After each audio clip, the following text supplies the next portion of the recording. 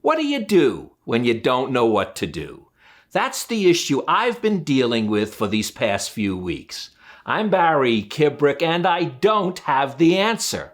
But believe it or not, that just may be the best solution for what to do when you don't know what to do.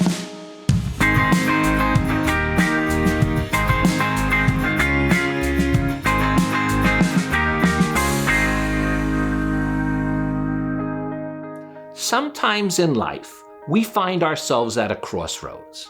Maybe it's with a job, maybe it's with a relationship, but we're in a situation where we do not have a clear-cut answer. Maybe it's just a coming of age, and it can happen, by the way, at any age in life. We're in a situation, we don't feel comfortable with it, but we don't know what to do. Now, no matter what stage of life you're in, this can happen, but you have to proceed. Whether you're unhappy or unsure, you still must move forward in some form or fashion. Now, not knowing what not to do is a well-honed manner of what I'm used to. It happens, by the way, on many issues. It doesn't have to be just a singular not knowing what to do. It sometimes can be a few issues that are clogging your thought process, that are slowing you down, and that are keeping you in an uptight position. Now, my brain starts questioning these things, and sometimes that even makes it worse. That's why when I said in the opening, sometimes not doing anything is the right thing to do when you are puzzled like this. Try, though, whatever you do, to be comfortable with discomfort. Now, yes, that's very easy for me to say to you, but it is very difficult to truly imbibe within your heart and soul. But it is something that you can strive for, and being comfortable with discomfort can at least get that momentum going. Remember, an object that is not in movement can't move. It needs that little nudge to get moving. And sometimes simply being comfortable with this discomfort is the best solution to get the ball rolling again. But this is not a passive not doing something.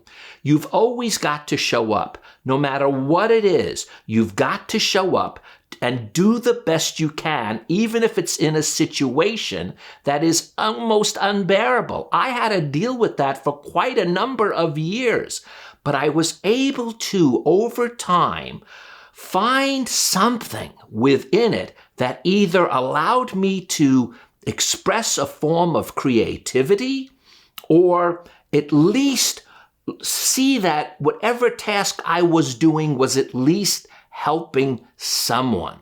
You can also change your perspective about what that is you're doing. Sometimes that will work. There's no doubt about it. But oftentimes, that's sort of a fooling of yourself, because if the situation really is something you're uncomfortable with, making the change to get a little more comfortable with it is sometimes better than trying to see it from a different point of view. And it's amazing that this occurs, but when you feel that you are just about to give up, that's when the answer comes to you.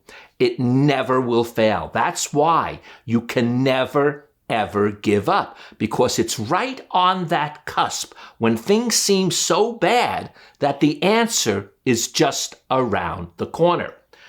Sometimes you can call some friends, bare your heart to them, some people that are close to you. Yes, that sometimes can work. Sometimes you could take a deep dive inward and ask yourself question yourself over and over. But oftentimes that puts much more strain on not knowing.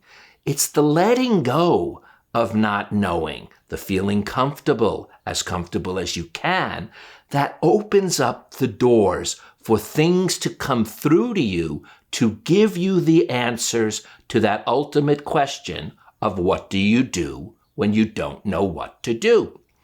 However, one thing else is very important. The smallest action. Remember, I said this is not a passive situation when you're just waiting. You are acting. Doesn't matter what you're doing, but you're taking some form of action, as I said before, even if it's just showing up. Because showing up, by the way, is half the battle. So, when I was forced to learn about stop worrying about worrying, sure, it is easier said than done, but it's the only thing we can do to make peace with this issue. Also, as Ingrid Michaelson so beautifully said in her song, sometimes all you have to do is keep breathing. Oftentimes, when we are so stressed with not knowing, believe it or not, we are depleting ourselves of our own oxygen, and we need to keep breathing. We need to keep going on, resting assured that if you think back upon your past, you've been in this situation a number of times, but yet you've always pulled out of it. You must keep remembering that, reminding yourself that you will get out of this if you just keep breathing. Remember, being stuck or overwhelmed is the problem we all face at some time or another in our lives. It's staying there, not relaxing, and trying your best to get comfortable with that discomfort so that you are open up to the flow of energy that will allow you to finally see the answer. I'm Barry Kibrick. There's no need to overthink this. Just keep